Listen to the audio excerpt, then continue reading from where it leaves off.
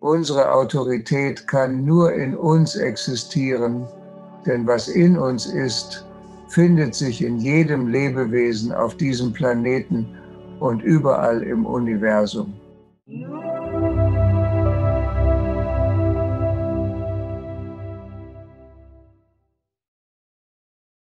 Ich möchte Dr. Ervin Laszlo in der Sendung begrüßen. Wie geht es Ihnen, Ervin?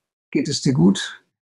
Mir geht es gut und ich freue mich, mit dir zu sprechen. Es ist mir eine Ehre, Sie in unserer Sendung begrüßen zu dürfen. Wir sind gespannt, Ihre Einsichten zu Ihrer Arbeit und den drängenden Fragen zu hören, die uns in dieser turbulenten Welt beschäftigen. Doch zunächst interessiert mich, warum erlebt die Welt Ihrer Meinung nach aktuell einen so radikalen Umbruch? Noch nie habe ich in meinem Leben solche Unruhen und Veränderungen erlebt. In der Umwelt, der Politik, bei Regierungen und in der Mentalität der Menschen, die von einer gemeinschaftlichen zu einer ich-zentrierten Sichtweise übergehen. Was sind die Gründe für diesen tiefgreifenden Wandel? Nun, es ist ein unumkehrbarer Prozess. Es steckt mehr dahinter, als wir dachten. Wir glaubten, es sei eine Schwankung, eine Art Störung. Und nachdem die Dinge wieder so waren wie zuvor, scheint es mir, dass hier noch etwas anderes im Spiel ist. Jetzt. Die beste Antwort, der passendste Ausdruck, den ich nutzen kann, ist Ausrichtung, Neuausrichtung. Wir sind abgekommen, das Raster sozusagen der Natur des Universums. Wir haben uns getrennt und dabei zugleich die Umwelt zerstört sowie Konflikte entstehen lassen. Die Umwelt beschädigt und Konflikte zwischen Menschen, zwischen Arm und Reich, sowie zwischen Nord und Süd geschaffen und Menschen sowie andere Spezies, ist eine Neuausrichtung. Es geschieht etwas, welche andere Arten könnten nicht reagieren. Wenn sie nicht dieses hohe Bewusstseinsniveau haben, dann gelingt ihnen die Neuausrichtung nicht. Sie sterben aus. Und das ist auch immer eine Möglichkeit für die menschliche Spezies. Aber wir haben Bewusstsein. Wir haben ein Bewusstsein, eine Möglichkeit, diese Fragen zu stellen, die du stellst, und zu erfragen, was wir dagegen tun können.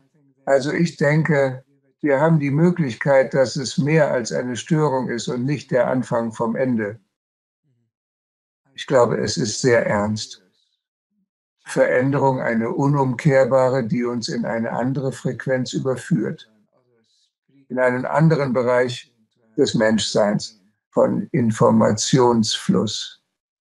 Alles wandelt sich. Wir bewegen uns vielleicht auf etwas Neues zu und es liegt an uns, dieses Neue besser zu gestalten.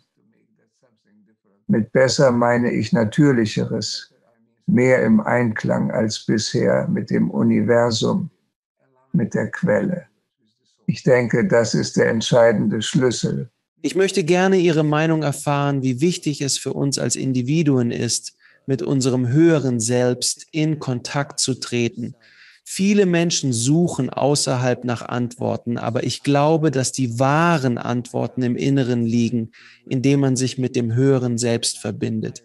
Dieses höhere Bewusstsein ist entscheidend. Ich bin gespannt auf Ihre Sichtweise dazu. Unsere Autorität liegt in uns, denn was in uns ist, findet sich in jedem Lebewesen auf der Erde und überall im Universum, wo Leben ist.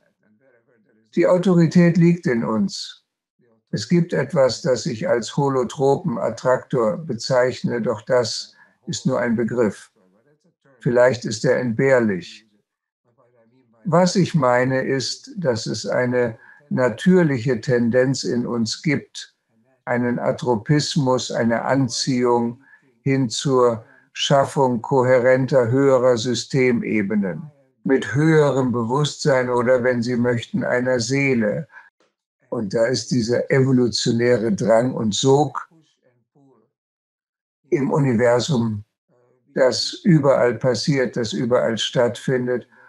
Und wir mit unserem bewussten Verstand sind in der Lage, es aufzunehmen, nicht nur sozusagen daneben zu leben, sondern es in uns aufzunehmen und vielleicht einige Schlüsse zu ziehen, einige Lehren zu ziehen. Wir müssen diesen Prozess der Neuausrichtung, der Rückkehr zum Leben bewusst vorantreiben.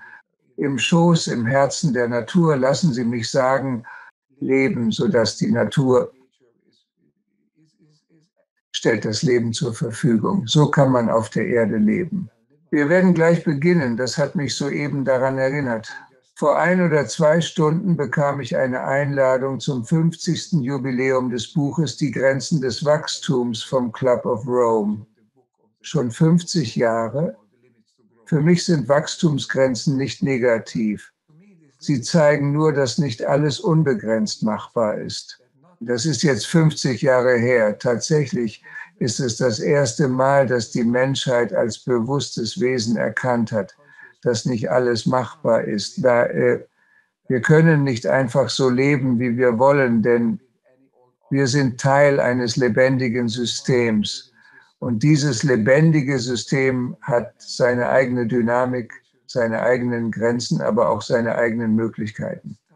Also ist es jetzt nach 50 Jahren an der Zeit, zurückzukehren und zu reflektieren. Wie können wir wieder Teil dieses evolutionären Trends sein? Wir sind schon ein Teil davon, aber können wir auch bewusst mitwirken? Das möchte ich damit sagen. Was ist die Definition von Bewusstsein? Wie definieren Sie es? Was bedeutet das? Ich glaube nicht, dass jemand es kann, aber es ist das, was wir Seele oder Geist nannten. Ich denke, es ähnelt dem, was wir als Bewusstsein bezeichnen. Es gibt nur eines davon, falls das hilft. In Ordnung, okay. Wie Schrödinger erklärte, existiert Bewusstsein nicht im Plural. Es ist ein Geist, der in der Welt existiert, nicht materiell. Aber vielleicht ist Materielles eher eine Illusion. Was wirklich existiert, könnte eine höhere Ebene sein, wenn dieser Geist das Nicht-Materielle ist. Etwas, das wir nicht benennen können, denn alles andere, womit wir es benennen würden, ist gewissermaßen ein Ergebnis davon. Aber ihr Bewusstsein ist diese universelle Wahrnehmung, was die Welt zu mehr als einer Ansammlung materieller Objekte macht, die miteinander konkurrieren und überleben oder nicht überleben. Etwas mehr, etwas Tieferes. Es gibt diesen Geist, von dem bereits Platon sprach, das Leben, menschliches Bewusstsein. Wir können es mit vielen Namen bezeichnen, doch es ist etwas, das in der Welt grundlegend ist, wahrscheinlich viel grundlegender als alles Physische oder Materielle. Der Rest könnte eine Manifestation davon sein. Letztendlich gibt es Geist, gibt es Seele, gibt es Bewusstsein. Sie haben viel über das akashische Feld gesprochen. Was ist das akashische Feld für die Zuhörer, die es nicht kennen? Es ist, wie uns das Universum erscheint. Das Universum ist ein kontinuierliches Feld, so wie wir es wahrnehmen. Und wo alles miteinander verbunden ist, wo alles zusammenwirkt. Natürlich können wir es manchmal stören und dann sind wir aus dem Takt.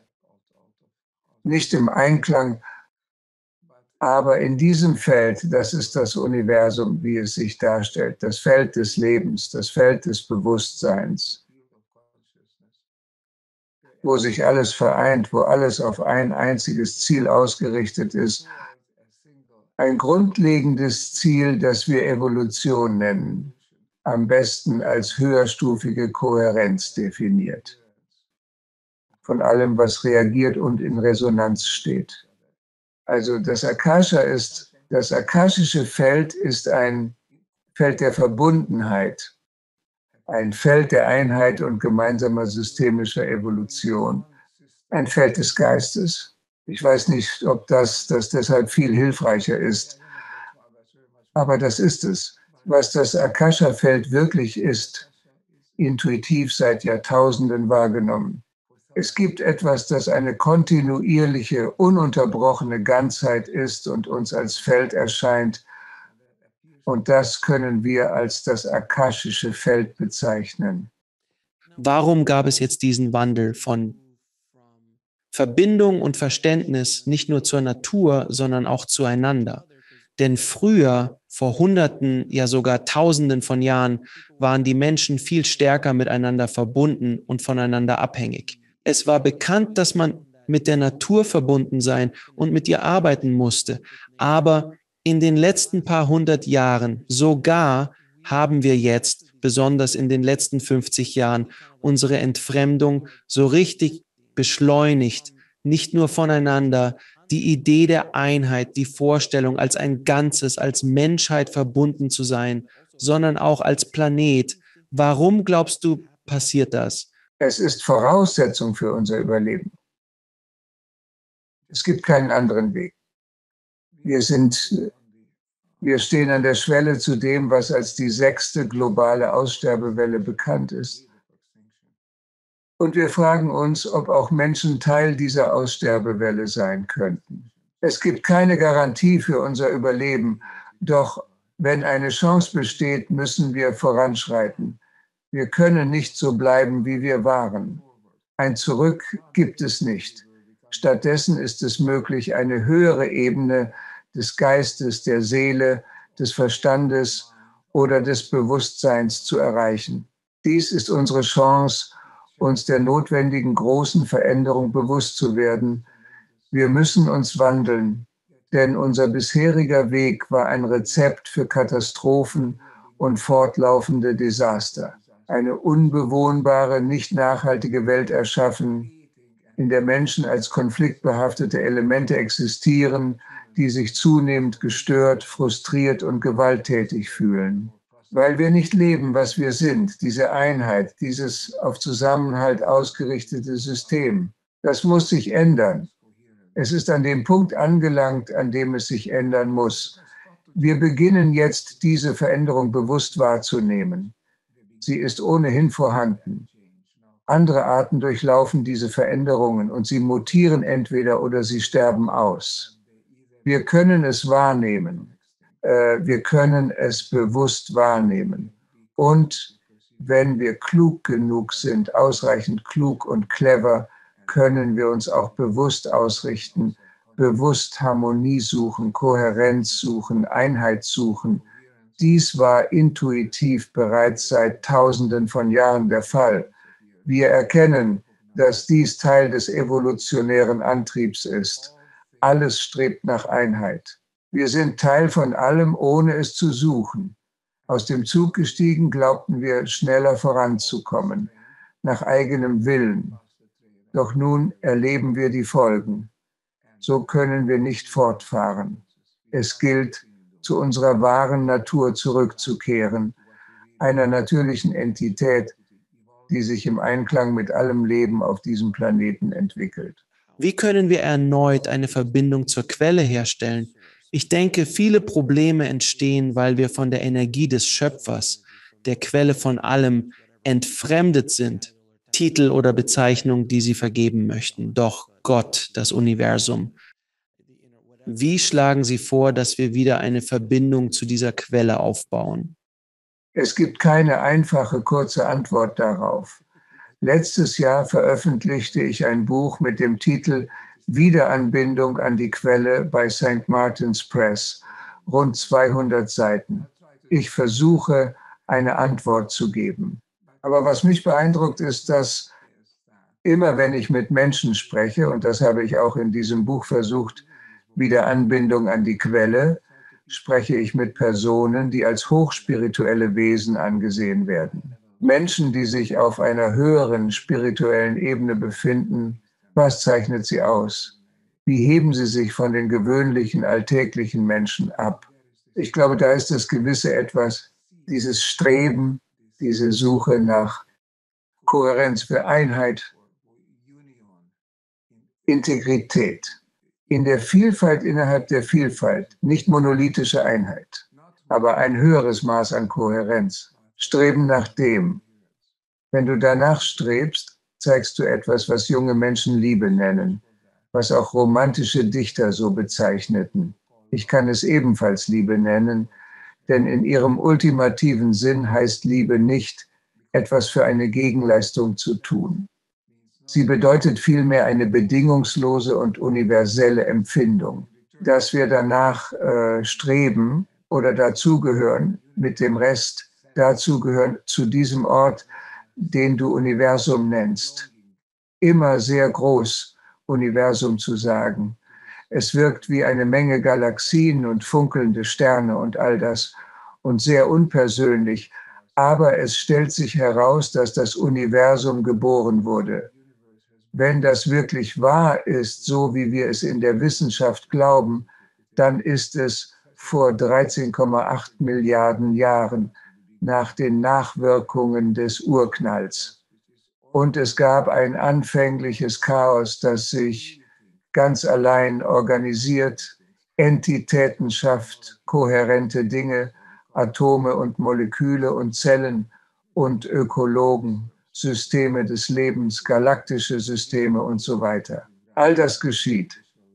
Das anfängliche Chaos führt zu weiteren Ebenen des Chaos, zu weiteren Ebenen der Kohärenz. Und wir sind Teil dieser Bewegung.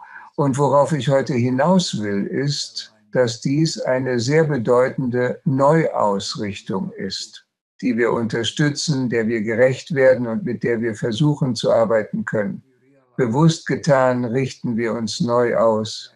Evolutionären Trend bekannt als Holotropismus. Holo bedeutet Ganzheit, Atropismus, die Neigung zu Einheit und Ganzheit, wenn du dich einstellen kannst und Einheit, Liebe spürst. Dann, glaube ich, können wir ein menschliches System auf diesem Planeten schaffen, das im Einklang mit dem Netz des Lebens steht, überall, diesen Planeten und all die Natur. Glauben Sie, dass wir uns momentan in einer Art Chaos befinden? Denn das sollten wir annehmen. Im Chaos beginnt alles.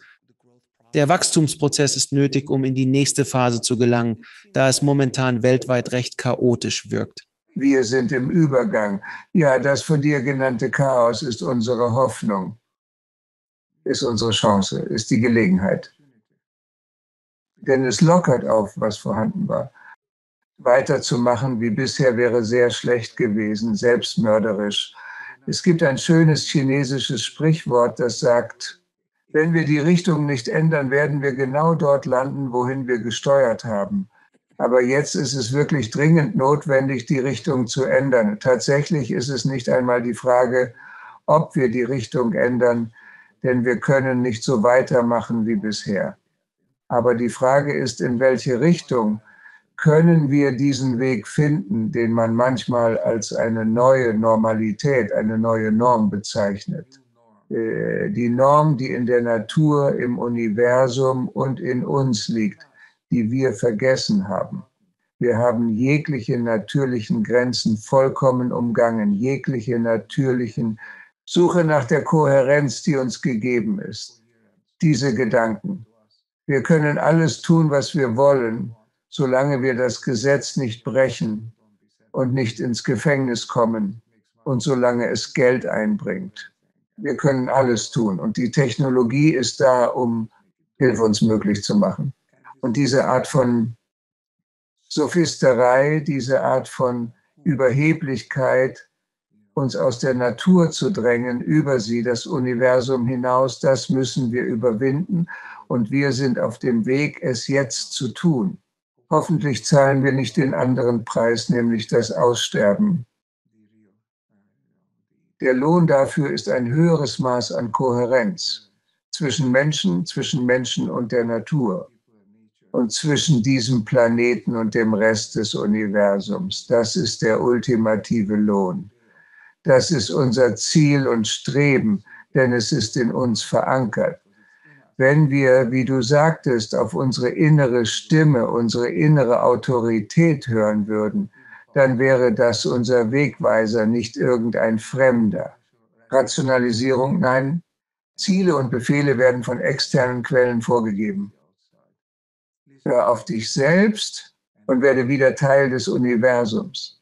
Du lebst gut, denn du bist zu Hause. Wie schlagen Sie vor, dass wir das kollektive Bewusstsein der gesamten Menschheit erhöhen? Denn das ist für diesen Wandel unerlässlich. Wir sind dabei, es zu erhöhen. Diese gewaltige Die Prüfung, die wir durch diese globale Krise durchmachen, bewirkt genau das. Sie rüttelt uns auf. Wir müssen uns bewusst sein und anerkennen, dass dies tatsächlich geschieht und wir ein Teil davon sein können. Zurück zur Natur, zum Universum. Kein Rückschritt, sondern ein Streben, nicht zum Vergangenen, sondern zu höherer Einheit. Erkennen, wer wir wirklich sind. Alle Sprichwörter. Die Weisheit der griechischen Prophetin. Erkunde, wer du bist. Frage dich, wer du bist. Und dies ist endlich unsere Chance. Wir werden gebeten zu fragen. Uns wurde gebeten zu fragen. Indem wir diese Frage stellen, sie ernst nehmen, uns selbst fragen, können wir uns fragen, wie wir uns ausrichten. Wie werden wir wieder eins? Wie suchen wir diese Einheit, die um uns herum ist? Okay. Wir haben nur noch wenig Zeit, nicht fertig in diesem Programm, aber in der evolutionären Zeitspanne der Spezies müssen wir diese Zeit nutzen. Also lassen Sie mich Sie dann fragen, und ich habe Sie darüber sprechen gehört. Was ist Ihrer Meinung nach die ultimative Wahrheit des Universums? Mir scheint, dass das Universum sich von Chaos zu Kohärenz bewegt, von Unordnung, vom Zufall, von Willkür zu unserer Ordnung, aber nicht ein vorher erschaffene mechanistische Ordnung, deterministische Ordnung, sondern ein selbstmotiviertes Streben nach höheren Ebenen. Mit diesen poetischen Ausdrücken der Einheit, Zugehörigkeit, höheren Ebenen der Arbeit, das Zugehörigkeitsgefühl. Es läuft gerade etwas in diese Richtung ab. Es wird immer unwahrscheinlicher, dass wir einfach zu dem Punkt zurückkehren, an dem wir vor dieser Krise waren. Dass wir die Zeit zurückdrehen und dann einfach dort weitermachen könnten. Es entsteht etwas Neues. Und es liegt an unserem bewussten Verstand, bis zu unserem Bewusstsein. Unsere Seele, wenn man so will, soll das aufnehmen, resonieren und damit arbeiten. Streben nach Einheit, Streben nach Zusammenhalt, das klingt zwar poetisch, aber wenn wir es nicht tun, können wir auf diesem Planeten nicht überleben. Wenn wir bewusst handeln, finden wir den Weg, in Harmonie zu leben und zu überleben. Denn das Leben ist nicht chaotisch, es ist stimmig. Und wir haben das verloren. Wir müssen es wiederfinden. Werde Teil dieser Stimmigkeit, die das Leben im Universum ist. Glaubst du an eine hoffnungsvolle Menschheitszukunft? Ich glaube schon, deine Anwesenheit und dass du darüber sprichst, ist ein Zeichen der Hoffnung. Ich glaube, wir haben eine Chance und Möglichkeit. Ich würde das nicht Vorhersage nennen. Es ist jedoch entscheidend, dass wir die Möglichkeit haben, diese Fragen zu stellen. Die Menschen verlangen nach Antworten und stellen diese Fragen auch sich selbst. Das ist ein wunderbar großartiges Zeichen. Wir gehen nicht blind in den Untergang, sondern entwickeln uns und sehen, dass wir an einem Scheideweg stehen.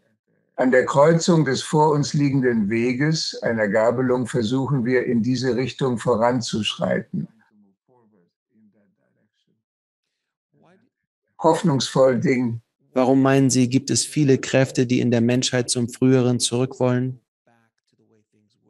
Diese magische Zeit in ihren Köpfen, die perfekt war und alles, aber sie wollen immer wieder zurück, anstatt sich für diesen Wandel zu öffnen. Warum glaubst du, zurück zu was genau? Wenn wir zu dem zurückkehren, was wir bis vor 2, 3 Jahren hatten, die industrielle Zivilisation, wo alles erlaubt ist, wenn es Profit bringt und alle als eigenständige Konkurrenten agieren, wäre das selbstzerstörerisch. Wir können ein tieferes Selbstverständnis wiedererlangen. Propheten sagen, wir sind eins. Wir können in diese Richtung weitergehen. Das ist der Weg zurück zur Einheit, die im Universum vorhanden ist, diesem Universum, das auf Kohärenz zustrebt. Ich betone das immer wieder, denn das, denke ich, ist absolut entscheidend. Das Universum ist ein System, das auf Ganzheitlichkeit zustrebt und auf höhere Ebenen der Ordnung und des Verständnisses und höhere Bewusstseinsebenen. In Ordnung, ein fantastisches, magisches Universum. Zum Abschluss ein prägnantes Zitat. Einstein meinte, es gibt zwei Wege, das Leben zu leben. Als wäre alles ein Wunder oder als wäre nichts ein Wunder. Wir dachten früher, nichts sei ein Wunder. Alles sei nur mechanisch, physisch, Prozess und Geist und all das ist nur Einbildung. Die neue Erkenntnis, zu der wir gelangen, ist, dass Geist und Seele und Bewusstsein nicht nur primär sind, sie sind es. Das Universum ist das. Nicht, dass es besessen ist, aber das Universum ist ein höheres Bewusstsein, das sich entwickelt. Und wir können zu dieser Entwicklung beitragen. Wir können Teil dieser Evolution sein, Teil der Entwicklung, durch die das Leben zur stärksten Kraft auf diesem Planeten wird und von hier aus vielleicht ins All ausstrahlen kann. Und sollte das.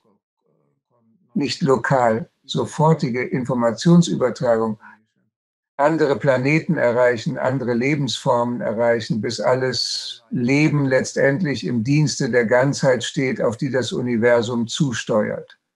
Dr. Laszlo, ich schätze es sehr, dass Sie Zeit für uns hatten. Wo können sich Leute über Ihre Bücher und Arbeit informieren? Aktuell am 22. Februar habe ich ein Event im Internet, das Laszlo Upshift Festival. Das bietet eine ideale Gelegenheit, um teilzunehmen.